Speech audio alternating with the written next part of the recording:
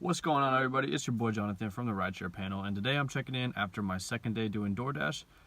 Yesterday was quite an eventful day. I did a review after my first day and everything went really smooth. Yesterday was a little bit crazier. I actually ended up losing my red card through DoorDash and I had to get a replacement.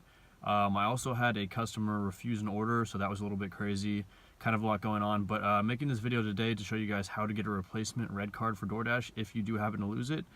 So the first thing that you want to do when you lose your card is to go into the app, and then at the bottom of the screen click on the account page, and then once you get there, go to the top of the page, and there's in red writing it says I lost my red card, and you want to kind of hit that button to record that you lost it.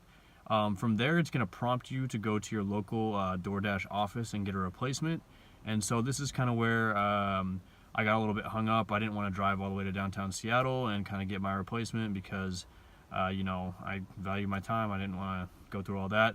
So I kind of emailed support to find out if there's an easier way, and they hit me back with a response, gave me a link to the DoorDash website where you can actually order a new card online, and it costs no money to order it, no money for shipping, so everything's free, and they basically just send you that replacement card right to your your home address. So I'm going to leave that link down in the description below so that you guys can go ahead and use that to click through if you happen to lose your card. It's a much easier route to go, and hopefully it saves you guys some time.